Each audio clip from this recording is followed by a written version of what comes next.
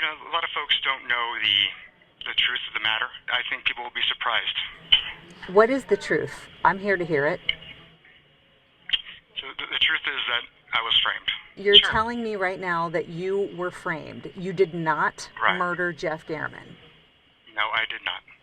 I did not. Tellis admits he has no proof he was framed, but hopes his suspicions will be investigated. I can't prove it, but I know that there's an organization that I was pursuing in court, and I was pursuing in conjunction with the police, even up until just shortly before Mr. Gurman's murder.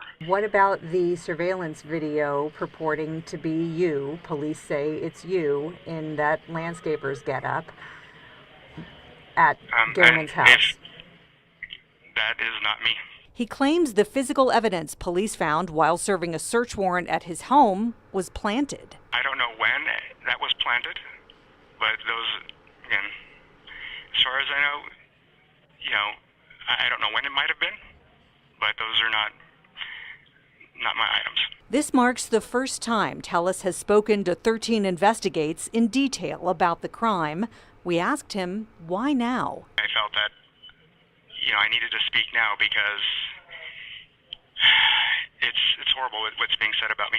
Narcissists typically have a fragile self-image and are highly sensitive to criticism. Criticism, at its root, implies that the person being criticized made a mistake, and for those who believe themselves to be better than the average person, that is an impossible pill to swallow, which is why a narcissist's reaction to very minimal criticism can usually be a sight to behold. When faced with negative opinions, they may deflect or deny the validity of the criticism. They might direct the blame onto others, or question the credibility of the person providing the criticism, as well as downplay the significance of the feedback. Usually, this is done by shifting the focus from themselves to the other party. For example, if you told a friend that you didn't like how they treated you in front of their other friends, how they made you feel less than around other people you didn't know, instead of listening and apologizing, they would tell you that you're being a hypocrite and list off a multitude of things you had done that they would consider worse. Usually, these lists will span back years, including things you have already made amends for, but that simply won't matter. What matters to them is that they are the one in the right and that you are the one in the wrong. They may also engage in gaslighting, a manipulative tactic aimed at distorting the reality of a situation. They might deny or distort events, making the other person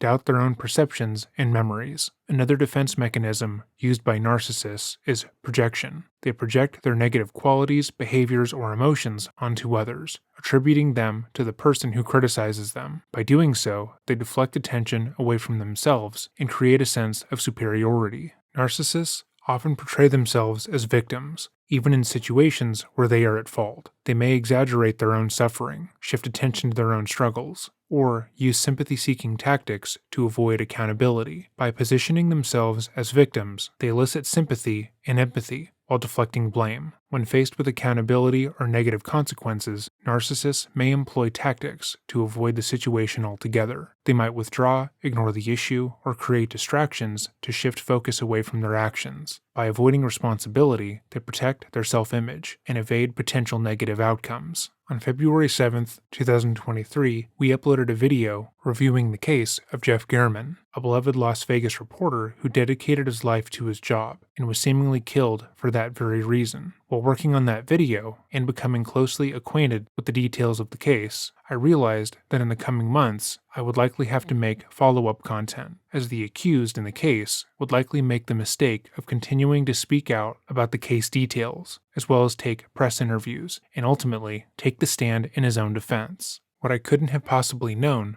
was that in a matter of a couple of months, he would fire 5 different attorneys, decide to represent himself in court, and attack everyone who has ever questioned him about this case, including the judge herself, going so far as to say she was acting against him, and demanding she recuse herself for embarrassing him. Welcome back to another episode of Dreading, or if this is your first time here, welcome. Today, I will be updating all of you on what is going on with the trial of Robert Tellis, going over his press interviews as well as his behavior in court. If you haven't seen our original coverage of this case, where we go over every relative detail, please pause this video and watch that one. It will be linked in the description box down below. That is, required viewing before this one, as I will be referencing facts from that video. With all of that said, let me summarize the case so far.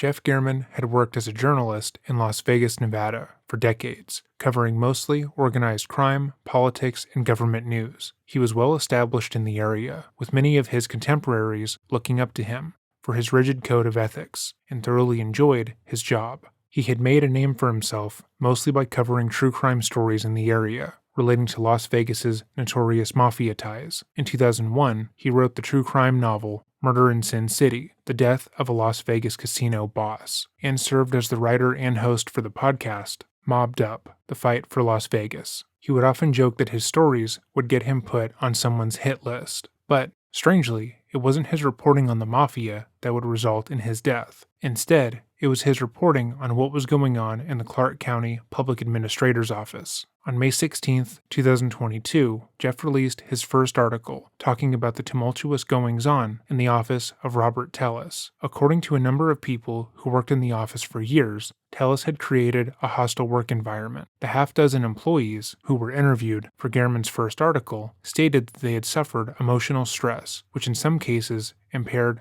their physical health. They claimed Tellis would heavily favor some people in the office and bully others, leading to a great divide in morale. Tellis would tell some of his employees that they weren't able to speak to one another during their shifts and would punish them for talking, even if they were on their lunch. However, this rule was only applicable to some of the employees, notably those Tellis disliked. The other set of employees could talk freely and usually did. If he caught any of the workers who weren't allowed to socialize at work talking, even if they were on their break or talking about work, he was said to become so livid, insulting their intelligence and threatening to fire them, despite their years of service. This treatment was so bad that multiple employees stated that they had begun to use anti-anxiety medication. The article also accused Tellis of cheating on his wife, showing a video of him and an employee getting out of the backseat of his car in a mall parking lot, with Tellis adjusting his pants. Though you can't make anything out definitely, the video does appear to show the two kissing before leaving the vehicle. The article made waves, and within 10 days of it being published, a follow-up article was published, stating that the Clark County managers had made the move to hire a consultant to resolve their inter-office issues. Tellis claimed that the article was full of false accusations, and said he welcomed the consultant to his office with open arms. Despite his confident public statements, the employees working under Tellis would state that he became more erratic and vindictive. He felt as if he were being attacked for no reason, and the fact that so many of his employees had come forward, some anonymously, made him increasingly paranoid. His behavior towards the employees, who had been named in the article, worsened, and it was clear he was attempting to push them out of their jobs, despite them being close to retirement. Tellis was running for re-election, and one of the employees that had come forward in the article had decided to run against him in order to bring order back to the office. In multiple statements he would give, on both his website and Twitter, Robert would claim she was running a smear campaign against him in order to win the election, and filled the article with falsehoods to bolster her chances.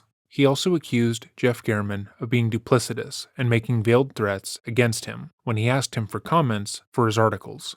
His tweets and multiple blogs on the subject indicated that he felt that people who had come out against him were working in tandem to try and destroy his life, and that he was being persecuted in some way. His behavior in the office worsened, with the consultant who was hired recommending he be removed. People who had previously endorsed his campaign pulled their support as he continued to behave erratically, and when they did, he directly accused them of working against him. Over the span of a month, Robert seemed to spiral, continuing to tweet that the powers that be were working against him, that Jeff Gehrman was attempting to ruin his career by writing about the turmoil in his office, and stating that every person who was running against him was somehow involved in a scheme to ruin his life. On June 18th, Jeff would release his third article about Tellis, discussing some of Robert's concerning behavior and how he had posted an angry letter to his personal website, which many people who were still working under him found to be threatening in nature. 4 days later, Jeff would write his final article about the situation, updating readers that Tellis had officially conceded from the race.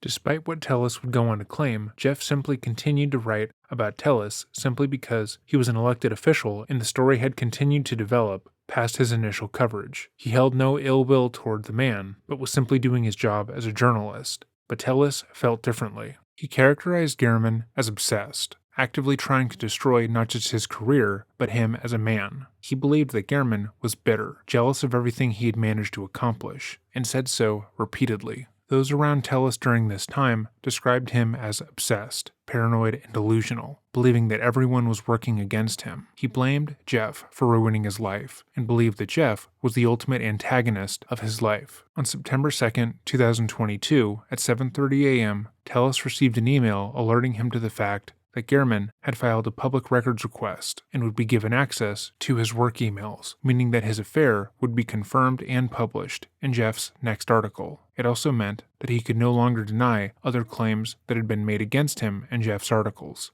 2 hours later, Tellis would leave his home in his wife's maroon Yukon, as seen on his neighbor's Ring doorbell footage. That car was then immediately caught on multiple security cameras driving to, then parking in Jeff Gehrman's neighborhood, a few blocks away from the journalist's home. A man exited the vehicle wearing an oversized straw hat, neon orange safety shirt, gloves, and carrying a large blue duffel bag. The outfit was oversized and obscured the man's face from cameras, but also drew a fair amount of attention to him. On cameras, he was seen walking through the neighborhood before finding Jeff's home, at which point the man entered the home's side yard through Gehrman's fence. A few moments later, Jeff Gehrman would exit his home's side door and would immediately be attacked. The man who had been seen on security camera footage began stabbing him repeatedly with a knife he had brought in his duffel bag. Jeff fought against his attacker, hitting and scratching the man as he continued to stab him. Gehrman would be found the next day, and immediately, Tellis was the number one suspect. The police released the footage of the attacker in the maroon Yukon, and multiple people called in, citing that Robert had access to that same car and that they had seen him driving it that morning. Rita Reed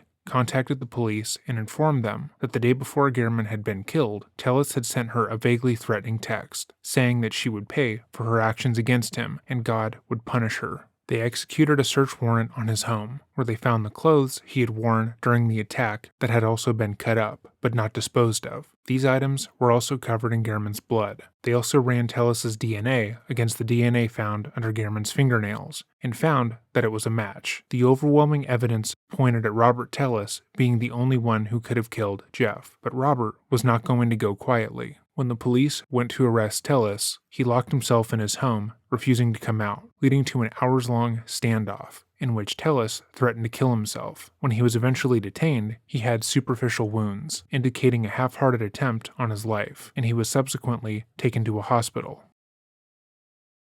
Since his arrest, Tellis has been in jail, awaiting trial, but, like Sarah Boone, Tony Todd, and other narcissists who we have covered on this channel, Robert believes wholeheartedly that if he is allowed to speak directly with the public, he will walk free. He is completely unwilling and unable to see his circumstances for what they are, and sees all evidence against him as small obstacles that he can easily overcome with a little time and effort. He is doing the same thing as when he attempted to explain away the turmoil in his office and hand-waved all the evidence against him, and it's working about as well. A week after his arrest, he went against his lawyer's advice and began taking interviews while in prison, stating that while he has no direct evidence of this, he is being framed. You know, a lot of folks don't know the truth of the matter. I think people will be surprised. What is the truth? I'm here to hear it. So the truth is that I was framed. You're Sure. telling me right now that you were framed. You did not Right. murder Jeff Gehrman. No, I did not.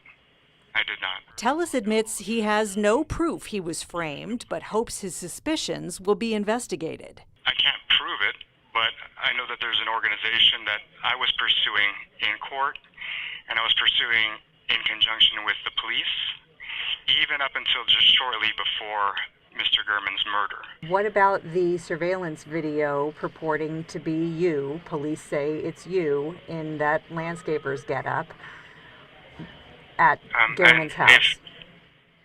That is not me. He claims the physical evidence police found while serving a search warrant at his home was planted. I don't know when that was planted, but those, again, as far as I know, I don't know when it might have been, but those are not my items. This marks the first time Tellis has spoken to 13 Investigates in detail about the crime. We asked him, why now? I felt that, I needed to speak now because it's horrible what's being said about me. Every single one of his lawyers has encouraged him to stop taking interviews and stop speaking to the press, and stay quiet while he builds a case. However, Tellis would fire each one, citing that they weren't going about his case the way he wanted them to. Tellis had gone to law school and worked in property law, and after firing his 5th lawyer, he decided that it would be best that he argues his case himself. Or at least, he wanted to be the head attorney on his case for the first few months of trial, and then sub in another attorney for the end, which is not really how criminal trials work. Tellis has no experience in criminal court, and that much is clear. Obviously, if a person wants to represent themselves, they can, but it's generally seen as a bad idea. Whenever a person decides to represent themselves in court, the judge has to verify that they understand the repercussions of that action, and if they do not like the outcome of the court case, they can't simply argue ineffective counsel. The following footage is from when Tellis filed the motion in court to withdraw his attorney as counsel and work as his own attorney. Okay. Did you take any criminal law classes in law school? Criminal law and criminal procedure. Yes. Okay. You think that has equipped you to represent yourself? Not just that, Your Honor. Okay. Go ahead, tell me. Why do you want to represent yourself?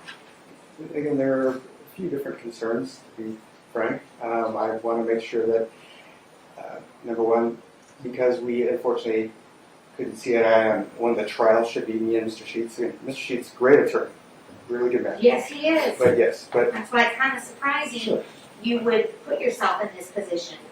But again, this is a temporary situation. I intend to represent myself for at least a couple of months while I make sure that I'm in a position to hire another attorney.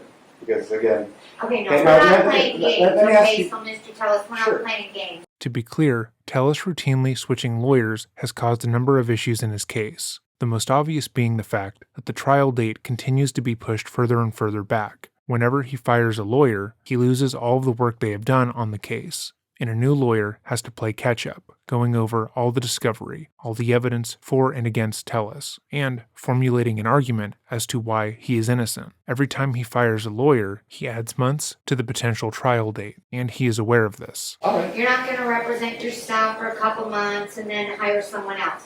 If you want to hire someone else, that's fine. I'm going to give you an opportunity to do that. Well, I want to represent myself, Your Honor. You just indicate you want to represent yourself for a couple months. I mean, I am not playing games with you. This is very, very serious. You are charged with first-degree murder. I understand. I mean, you're facing life without the possibility of parole. I would think that you would take it a little more serious. It is not a game. I will not allow you to treat it as a game. And you're a lawyer, and you know, oh, I want to represent myself for 2 months until I can get a new lawyer. You want a new lawyer? That's fine. I'll give you time to hire a new lawyer. Yeah, unfortunately, I cannot, I would prefer to represent myself. Tellis was going to say he cannot afford another lawyer, but stopped short because he knows he would easily work with a court-appointed attorney, free of charge. But he doesn't want to do that. Tellis is someone who is shown to need complete control in nearly every facet of his life. Every time he has dismissed one of his lawyers, it's been because they don't agree with his plan of attack in court, which is to say, he is being framed. That is likely because the assertion that he is being framed is ridiculous and there is no evidence for it. Tellis representing himself means he is in complete control of the case, and he doesn't have to deal with anyone else, especially anyone else who believes they are smarter than he is. So throughout the process, you're going to represent yourself at trial? If that's the choice, then yes, Your Honor. Okay, what is the issue the date of trial? I don't know if the court received my non-opposition and my motion to reset the trial date. I do. When do you want the trial date? Likely August or September, Your Honor. Okay, and Mr. Sheets, you indicated that wasn't going to work for you? First of all, I haven't seen any non-opposition. I haven't either. I know that, again, Your Honor, right, these are very serious charges. They There's are. a lot to do. There is no way in PHE double hockey sticks, I believe, that I would be effective in rushing the trial that quickly with this magnitude, Your Honor. Okay, so you understand it's important to be prepared, too. I understand. I mean, I know you've never represented anyone in a felony case, so maybe you don't understand how important it is to be prepared when someone's liberty is at issue. I mean, you understand you have one trial. I understand, Your Honor. But you want to dismiss your attorney because he can't be, I mean, and quite frankly, I think in a first-degree murder case, a November 6th trial date is pretty aggressive.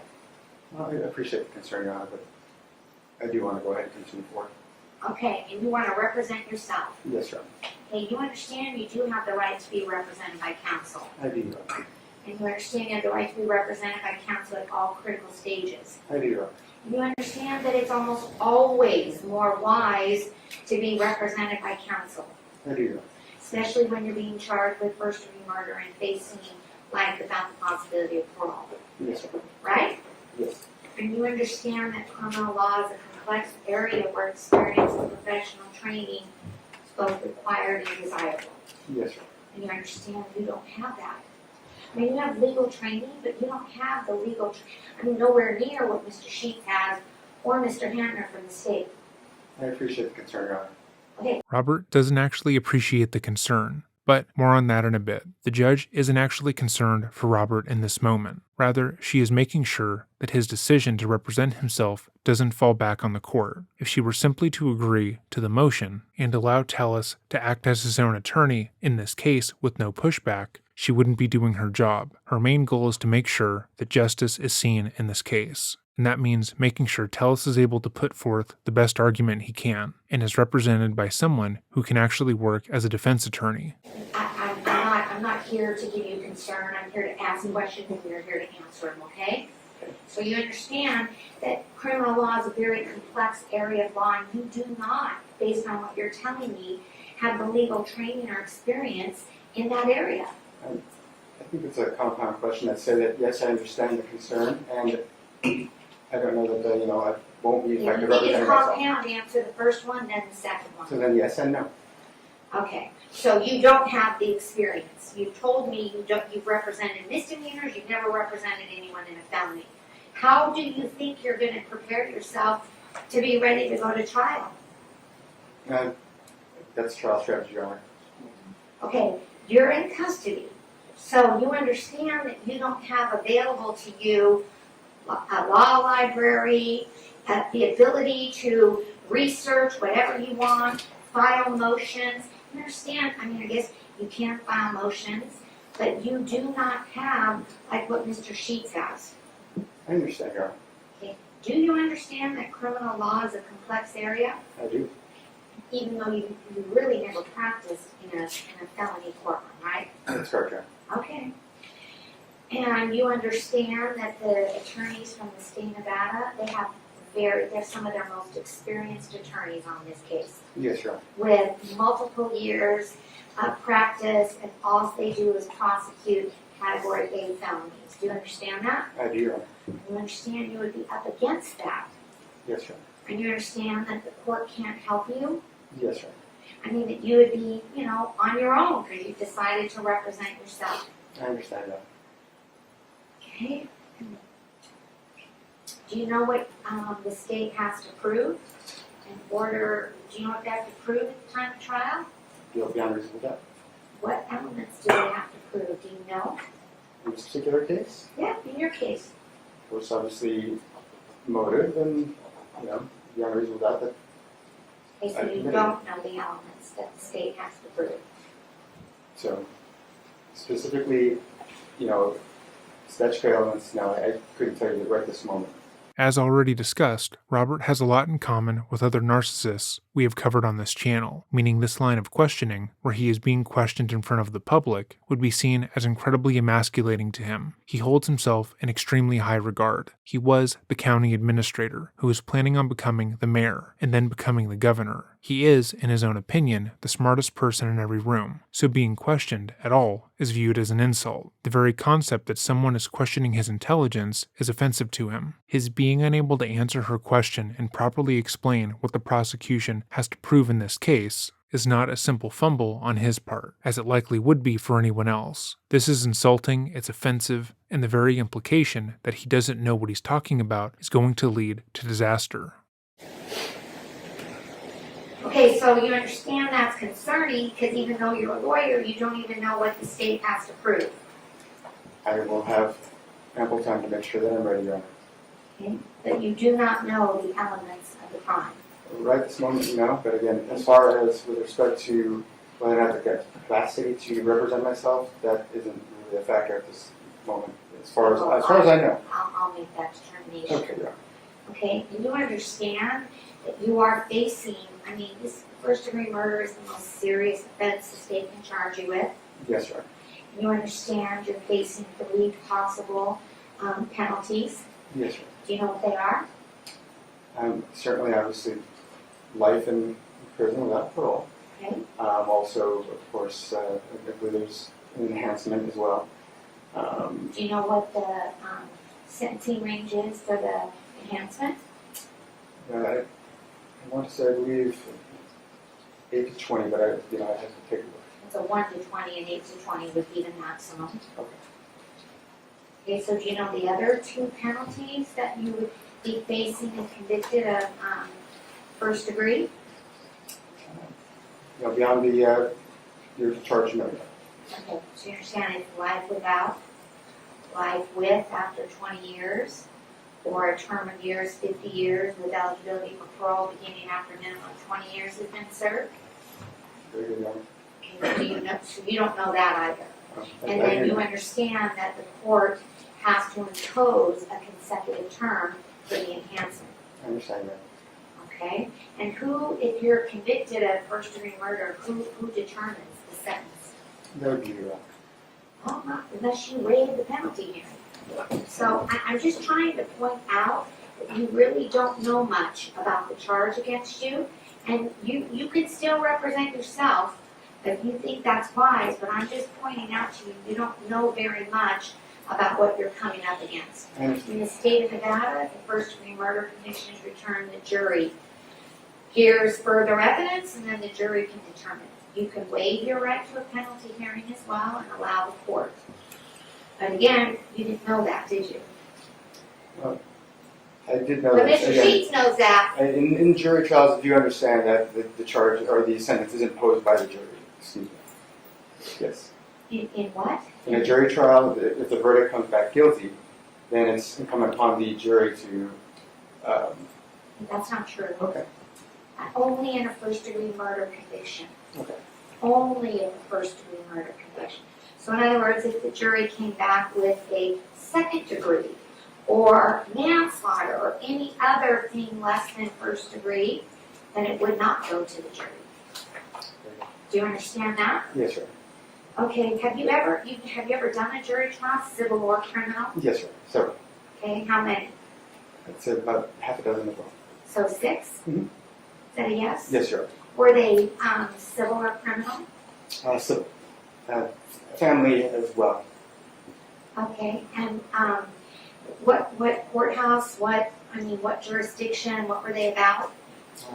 There were several here, a couple of civil cases that, and then there was a case for certain that was in probate, Okay, a will dispute, and then I've had a couple of trials over at the family court over on Pecos as well. okay. So those in families would have been bench trials, right? Correct. So how many jury trials we had to come in, select a jury? 3. 3? Mhm. Yes, sir. Okay, and those were all 3 civil? Right. And they were in this courthouse? Right. And were they, what kind of cases were they? One was a personal injury case. Okay, One was that will contest case. okay, And then there was another case that I believe it was breach of contract, if I remember that. okay. Yeah. And so you had to select a jury panel? So you know how to select a jury in a civil case? Yes, sir. Okay, do you know how to select a jury in a criminal case? That's something that I will certainly learn. I understand You also gotta what. know? I That's mean, I'm fine. just trying to make I- a record that you're not very I understand that. knowledgeable about what's gonna happen, I understand but that. you still wanna represent yourself. That is correct. Okay, do you know how to select a jury in a criminal case? Do you know how many peremptory challenges you get? I believe it's 12, but again, I will certainly research that and find out. Okay, so that's not correct, so Okay. I'm just telling you that that's not correct. Very good. And do you know what kind of questions you would ask a jury panel? I will develop those questions, yes, sir. Okay, is that a no too? I mean, just give me an example of what would be an appropriate voir dire question. Frankly, whether or not the person's been, the victim of a crime, and delving into those various different issues. Okay. Okay, and you know, like the attorneys that are going to be in this case, I mean, they've selected many, many juries, Yes, sir. and they are well versed in how to select a jury panel, including, I mean, it's hard for me to believe you want to dismiss Mr. Sheets. I understand. Okay, but you want to dismiss him Yes, sir. because you think you're going to get a trial date earlier? And that would be the most appropriate thing to say, yes. Okay, but you Yes. probably won't. Okay. I mean, do you understand, does that change your analysis? No, no. Okay, you still want to represent yourself even if you have to go to trial in November. Yes, sir. Okay. All right, we've gone through, you don't know the elements of the offense, but you're going to educate yourself prior to trial. And you know that in any trial, civil or criminal, that they present difficult choices as to strategy, how you want to handle witnesses, tactics, and that criminal attorneys, they are well versed in this area. I understand that. And we've already established you've never even done a felony jury trial, correct? That's correct, John. And you understand that even attorneys that are well trained, well knowledgeable can differ in the type of strategy or defense that they want to put forward. Yes, sir. And you know that's all based on training and experience. I do that. Okay, and you understand you don't have that training or experience. In the particular realm of criminal law, no, not right at this moment. Yeah. All right. Feeling like he isn't being given the respect he deserves, Tellis makes it a point to clarify that he only doesn't have any experience in criminal law right at this particular moment, because in his mind, he thinks he will have that experience by the time this case goes to trial, which, for reference, he's wanting to happen somewhere between September and November, so 2 months from the time of upload. This is important for him to state, because he doesn't like the judge's implication that he isn't actually equipped to handle being his own attorney. Maybe in civil, you're well versed in civil, but you understand civil and criminal are drastically different. And you know that an attorney knows the degree of proof that the state must meet to prove you're guilty beyond a reasonable doubt. Yes, sir. And you understand that by investigation and review of the state's evidence, your attorney may determine that the state can't prove their case. Yes, sir. And you think you're able to sit in judgment of that? And again, that's discussing trial strategy. I'm not asking you the trial strategy. That's That is a general question. I'm not asking, I would not ask you what your trial strategy is, because it's pretty clear you don't have one at this point. She is right, but her saying this, once again, is a huge blow to his ego, which he cannot let stand. So, and you understand that you'd be required to subpoena witnesses if you wanted them to testify. Yes, sir. How do you subpoena a witness in a criminal matter? Well, frankly, I've got an investigator that's hired, so I will get a list of my investigator.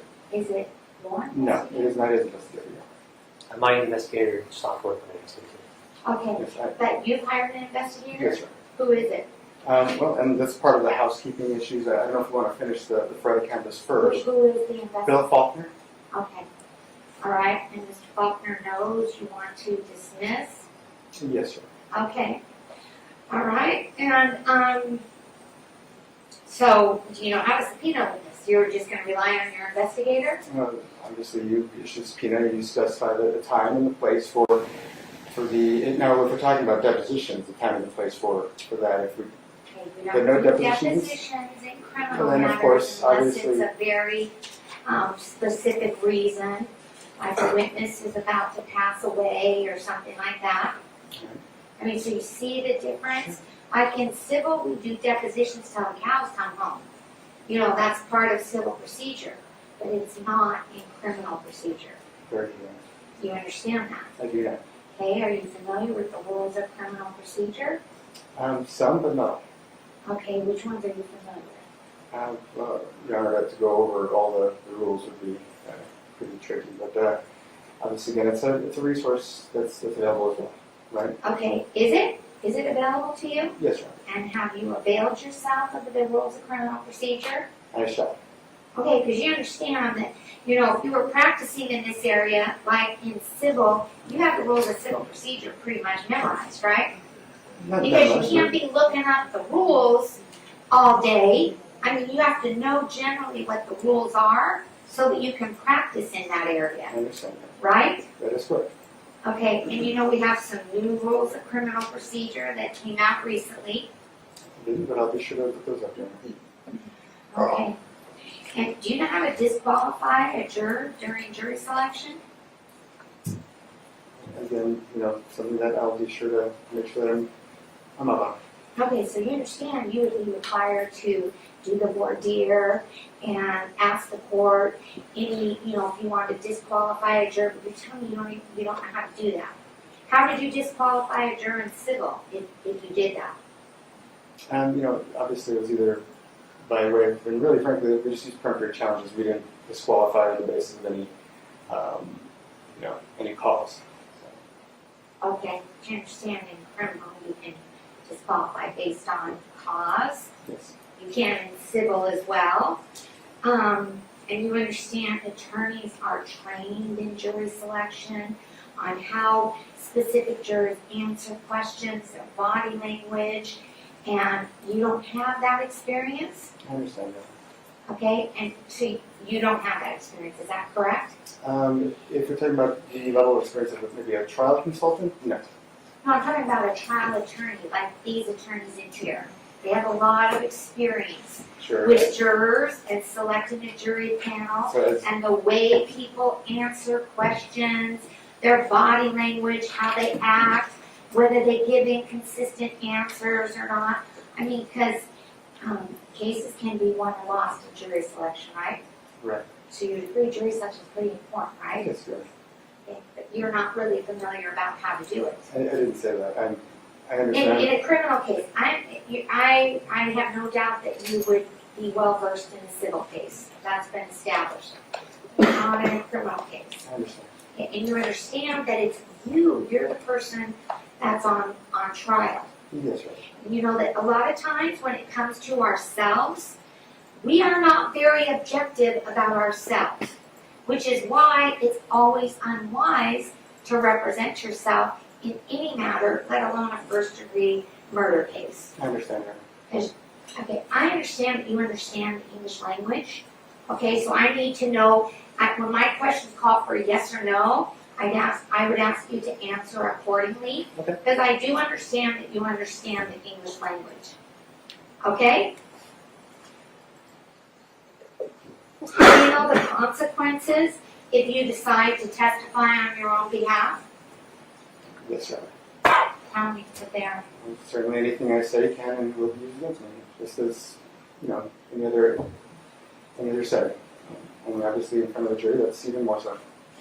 Which is technically true, but also clearly shows he has no idea what he's talking about. The judge is going so hard on him in this regard because he should not represent himself. He has answered nearly all of her questions wrong and not known what she's talking about when she asks him basic questions, as well as trying to get him to understand that. But instead of realizing that she's right, he doesn't know what he's doing in this regard, and he continues to try and seem like he actually does know what he's doing. His ego will not let him back down from representing himself. Okay, so you understand you're subject to cross-examination. Yes, right. Anything that you say, being on direct or cross, will be subject to fair comment in the state's closing argument. Yes, right. And you understand whether to put a person on the stand is probably one of the most important decisions that an attorney can make in a criminal case. Yes, right. And again, you have never had that experience, is that correct? That is correct. Okay, and you've never been in that position. And so you would be in that position in this case, correct? Yes, right. Okay, you don't think it would be wise to have somebody that wasn't part of it, that could be objective and unbiased in their thinking and strategy in advising you of that? Certainly, yes. But again, I believe it is my choice to. No question about it. I mean, regardless of what your attorney says, it is your choice and your choice alone. But it's an important one. Okay, and you know anything that you say, period, can be used against you. Yes, sir. Okay, I just wanted to make sure you understood that because I wasn't sure you did. I absolutely have. Okay, Very and clear. anything that you say, the state's going to know about it and it can be used against you at the time of of trial. You understand that, right? Absolutely, Your Honor. Okay. Do you know, I mean, you understand what the charges are against you. Do you know about any possible defenses to the charge? You can just say yes or no. Yes. Okay, you understand that you would be required to develop that defense Yes. before you put it on in front of the jury, correct? Yes. Okay, and you understand that an attorney can research the law for similar cases and present possible defenses to these charges? Yes, Okay, and you want to do that yourself? Yes, sir. Okay, and again, you understand that, I mean, it's the ultimate punishment if you are convicted of first-degree murder, right? Yes, sir. I mean, if you understand that life without the possibility of parole in Nevada means exactly that, life without the possibility of parole. You would spend the rest of your natural life in the Nevada Department of Corrections. I understand. Okay, I just wanted to make sure that you understand that life without means exactly that. Okay, do you know the difference between an opening statement and a closing argument? Yes, sir. Okay, tell me what the difference is. In the opening statement, you give a general outline of where you expect the case to go without being too conclusory. And then, of course, in the closing arguments, you specify what facts related to your opening argument, what facts prove your own argument or tend to prove your own argument. And then you, of course, let it go to the decision maker from there. Okay, do you know how to object to a question that may be improper? Yes, sir. Okay, how do You you object? state the objection and, of course, the reason for the objection. Okay, and you understand that the rules of evidence are extremely important in a criminal case. Yes, sir. And I'm assuming that you have experience with the rules of evidence, Yes, sir. that in a criminal context there are differences. You understand that? Yes. Okay, but you also, again, you don't have any experience in practicing the rules of evidence in a criminal context, except, you know, in those misdemeanor cases, did you actually put on bench trials? No, they were flat out. Okay. All right, so you've never done even a misdemeanor criminal trial. No. Okay. And you understand that if you choose to represent yourself, you're still going to be required to follow all the rules of evidence, all the rules of criminal procedure, even if you don't know what they are. Yes, sir. Do you understand that? And I can assure you, Mr. Sheets knows what they are, the state's attorneys know what they are, and you'll be charged with knowing what they are. I understand. Okay, and you understand if you choose to represent yourself and you don't get a result that you like, you understand you can't say on appeal I was bad at representing myself. That is, I understand that. Okay, and you understand any post-conviction, so you waive certain issues.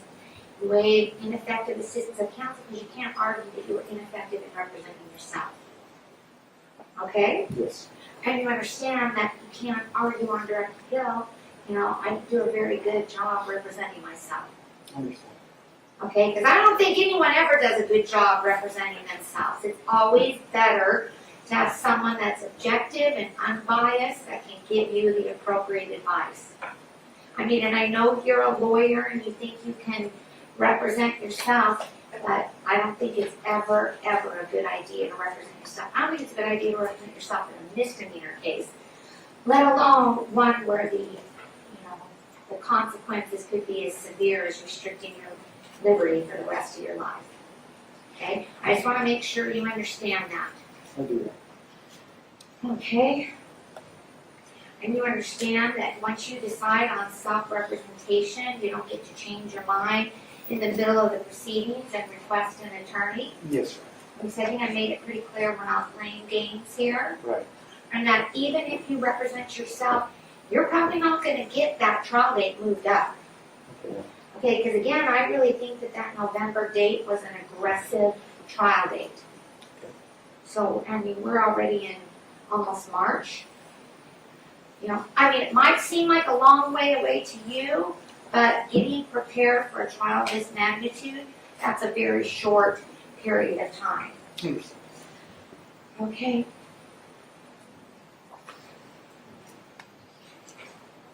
Do you have any questions?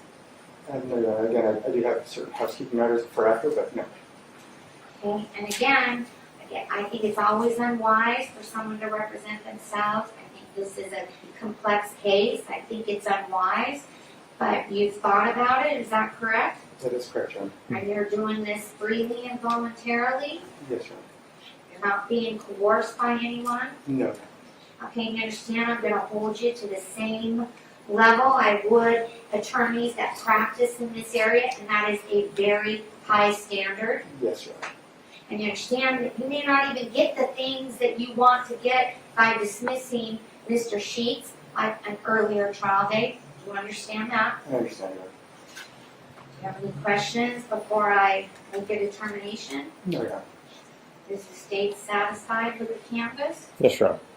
The judge ultimately approved of Tellis representing himself. However, Robert felt disrespected. And so, on March 10th, a week later, Robert filed a 12-page handwritten motion stating that Judge Levitt needed to recuse herself from the case, as she clearly felt deep-seated antagonism towards him. It would not be able to judge the trial fairly. Notably, this motion was not the correct motion to get her disqualified from being the judge on his case. Tellis was back in court March 30th to argue that Levitz should be removed from the case.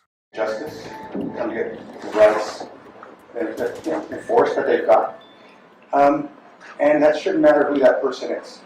And it shouldn't matter where the argument for that person comes from. And I believe that most judges do treat everyone impartially. Unfortunately, it was not the case for Judge Levitt here. Judge Levitt, I believe, just based on what I think any reasonable person would see, is that she decided that she didn't want to hear from me, even for a couple of months. If you look at the record, you can see that when I went to talk to her about just becoming my attorney for 2 months just to file some pleadings, she accused me of gamesmanship. She lied. She said that she essentially had the authority to make it such that once I go down the road of self-representation, that I could never come back. No, she didn't lie. She emphasized that if Tellis was going to continue to change lawyers every couple of months and continue to push the trial date back, she was not going to allow him to do that. Though Tellis is allowed to waive his right to counsel, his antics have continued to come at the cost of justice, and she was informing him that if he were going to keep going, she wasn't going to approve his motions. Any judge would look at this case and see Tellis's actions as being ridiculous. And that was absolutely false. After she made that representation, she spent about 40 minutes or so badgering me, harassing me, and trying to embarrass me into withdrawing my request for self-representation. The Sixth Amendment guarantees the rights of criminal defendants, including the right to a lawyer in a fair trial. Having a lawyer should ensure that you get the best defense available and are able to argue your case as effectively as possible. As previously stated, before a judge approves of a defendant waiving their right to an attorney and representing themselves, they have to make sure that the person understands the repercussions of going down that road. They have to go over every possible outcome, making sure that the defendant is aware that if they represent themselves and they lose, which is the most likely result, they cannot turn around and argue that they weren't fairly represented. And given Tellis stated that he would eventually want to rehire a lawyer in the middle of the trial and doesn't actually want to follow through with defending himself in court, she had to repeatedly go over why him fighting to defend himself in this manner is a bad idea. If Tellis doesn't rehire a new lawyer by the time this case goes to trial, the judge is not going to allow him to tap out midway through. And obviously, if there was another motive, if that didn't work, then at that point, I would be so damaged that nothing I'd say would be taken seriously. Accusing me of playing games, accusing me of being a fool. It's not the conduct that is supposed to be consistent with the judge at all, unfortunately. And the courts recently have used 2 different tests to determine whether or not a disqualification is warranted, as Your Honor knows. There's the one that sets out that when a judge's conduct portrays an opinion that displays any kind of deep-seated antagonism, that's justification for removing the judge from the case. And I cannot imagine when this judge decided to engage in again, really misrepresentations and then taking those and using those to to prejudice me, how that's anything else but deep-seated. I can't imagine someone could say, well, that sure she did that, but next hearing she's going to be absolutely impartial.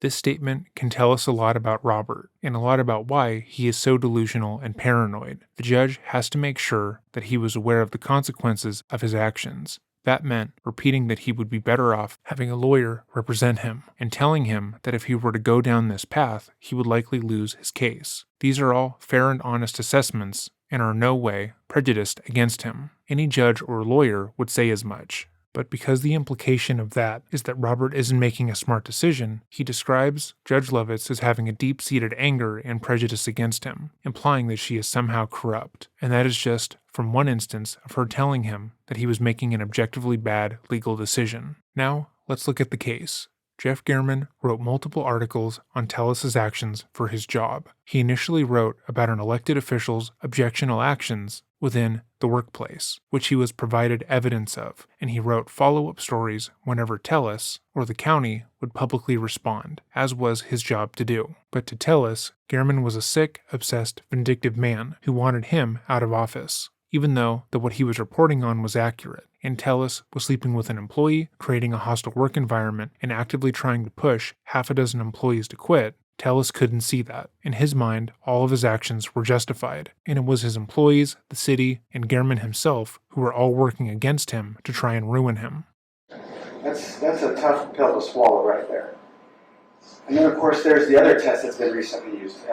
Used by this court in Debbie Prashad, where if a judge engages in conduct that would make the reasonable person doubt the impartiality of that judge should be disqualified.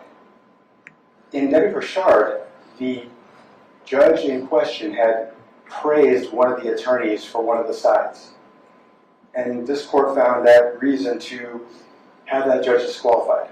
Now, I didn't look at the court record to see if the judge lied to anyone or if the judge engaged in 40 minutes of praise, but I seriously doubt that, which again points to the fact that this conduct is so egregious. And so in order to preserve impartiality, this court really should disqualify Judge Levitt. The scales of impartiality have been tipped. And when they've been tipped in such a way, there's just no way to rebalance things except to reassign this case. Again, Your Honor found that in Debbie Prashad, where much less was done to prejudice one side. So I ask Your Honor again to please find that it's proper and make such an order that she should be disqualified. Thank you. Thank you, Mr. Tellis. Does the state have a position on this? Anybody here for the state? I will submit to your instruction. Okay, thank you. So, Mr. Tellis, I can tell you that just from experience, when a judge does a Feretta canvas, and I know that you're somewhat critical of the Feretta canvas that Judge Levitt did. One of the reasons that we do a Feretta canvas is to help somebody understand that's generally not in their best interest to represent themselves. Yes, we have self-represented litigants, and we allow that. Usually it's not in the defendant's best interest to do that, and that's the reason that we have to do that Feretta canvas, is to point out the fact that that you have limited legal experience and knowledge and things like that that are going to be required in order to respond to legal pleadings and things like that. So the fact that she spent quite a bit of time going through that and suggesting that it wasn't in your best interest is probably the same thing that most judges would do. And I got the impression that what it was is you wanted to self-represent for a period of time, probably because you wanted something filed that your attorney wasn't willing to file. That happens in lots of cases where we have a defendant that wants to file something, their attorney says there's not a good big basis for it, so the attorney refuses to file it on behalf of a defendant. And then the defendant wants to self-represent themselves so they can file something that their attorney has told them there's not a good big basis. As a judge, we know that happens. That's probably why Judge Levitt suggest to you that if she allowed you to self-represent, that there was a possibility that she wasn't going to let you go back on that and get counsel later. And I know she may not have said it in those words, and you took it in a much more offensive or derogatory way, and I understand that. But generally, I think it's important that we look at it from the point of view of what we see in lots of cases. And I mean, in looking at what she said to you, the time period that she spent doing the Feretta canvas, I was not convinced that there was a bias or prejudice on her part. I think she was trying to convince you.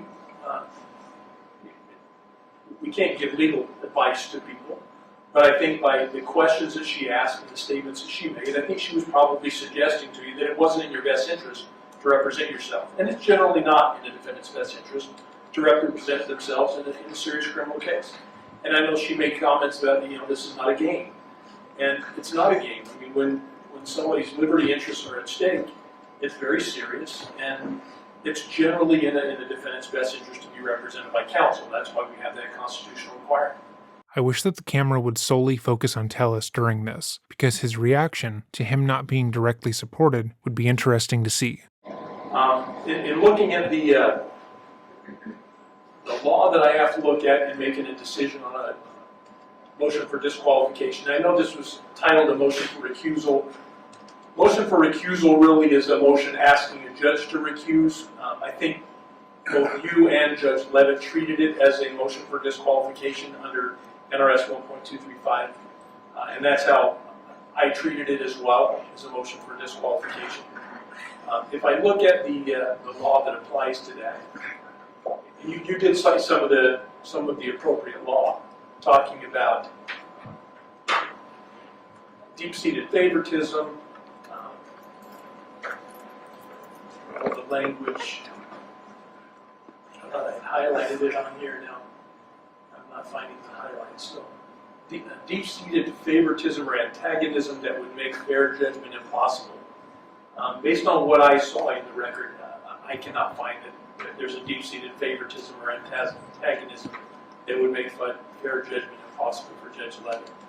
And you talked about also the case that talked about a reasonable person viewpoint. If a reasonable person seeing all the evidence would question the impartiality of the judge, then the judge should disqualify themselves.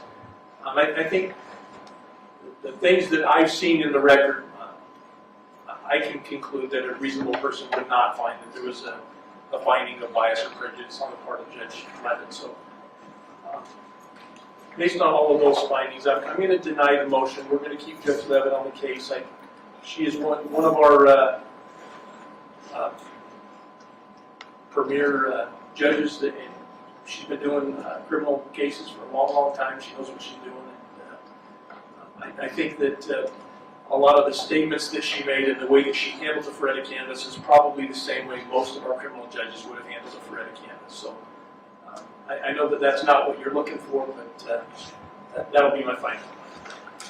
And just one other thing, if I may, unrelated to this, I don't know if I could take just a moment to, because I'm in a situation where obviously I am in custody, I cannot pick up the phone and call the media and let them know about issues that... This isn't your time to make a well, statement. I understand, but I'm not asking to make a statement to the media right now, other than to say that I've got an urgent concern that I'd like to discuss with the media, and if they can contact me after this hearing, anytime after 2 p.m., please. Channel 13 News would eventually take him up on his offer, and this is what he had to say. After Robert Tellis's motion to kick the presiding judge off his case was denied, Tellis is now accusing Metro of misconduct. He told Channel 13 he's planning to file a motion on Friday to reveal the specifics of their wrongdoing. Based on all of those findings, I'm going to deny the motion. We're going to keep Judge Levitt on the case. Former Clark County Administrator Robert Tellis was unable to get Judge Michelle Levitt off his case. During a hearing on Thursday, District Court Judge Jerry Weiss ruled he found no evidence of prejudice or bias on the part of Judge Levitt. Tellis claims she treated him unfairly because she warned against him representing himself. Suggesting that it wasn't in your best interest is probably the same thing that most judges would do. During the final moments of the hearing, Tellis abruptly turned to media, inviting them to Clark County Detention Center, saying he had, quote, an urgent concern. Obviously, I am in custody. I cannot pick up the phone and call the media and let them know about issues that... This isn't your time to make a Well, I statement. understand. At CCDC, Tellis told Channel 13 his latest concerns pertain to what he believes to be wrongdoing by Metro detectives. You believe there was police misconduct? Through and through. And again, the pleading that I'm going to file tomorrow will show through and through that illegal records were obtained. A device was illegally used to monitor my cell phone. Even though I don't have all the evidence from the subpoenas yet, Tellis has filed 22 subpoenas with the court demanding access to all evidence in his criminal case. Attorneys for slain reporter Jeff Gehrman's employer, the Las Vegas Review-Journal, filed an emergency motion seeking to quash those subpoenas. Tellis claims each one of his subpoenas will help him prove his innocence. at the end of the day, once all the evidence comes out, you'll see every single one of those issues. It'll be clear as day. So to be clear, Tellis believes that he was framed by the Clark County Police, the prosecution, which is covering it up, the judge who is in on it, and that Jeff Gehrman was killed in order to frame him, which makes perfect sense. On May 10th, Tellis filed a complaint to the Clark County Citizen Review Board against the Metropolitan Police Department, stating that one or more officers violated police policies regarding interaction with the public in conformity to rules and regulations. Tellis claims in the documents that when he started working as a Clark County public administrator, he found evidence of police misconduct, namely that the police were involved with a scheme to buy homes at low prices, claiming substantial damage, then resell them for nearly double the price that they were purchased at. He claimed multiple officers were involved in this scheme, but failed to name any or provide any evidence that this even happened. Tellis claimed he reported the matter to the district attorney's office, who directed him to LVMPD detectives. He claims that instead of investigating the matter, detectives started looking into him for bribery and carrying out warrantless surveillance, at which point Gehrman began writing articles about him and was subsequently murdered. Tellis believes that he had gotten too close to the truth, and to avoid him being a whistleblower, a select few detectives framed him for Jeff's murder, and now the prosecution, judge, and various reporters discussing the case are all colluding against him, including us. And that's where we are today. Eventually, when this inevitably goes to trial, I'll make another video going over the case, and Tellis will likely be forced to represent himself and will take the stand. If you liked this video, please leave a like down below and let me know what you think of Tellis. If you want to see a specific case covered by us, leave a comment down below or email me at dreading.official@gmail.com. Remember to have a great day and stay safe.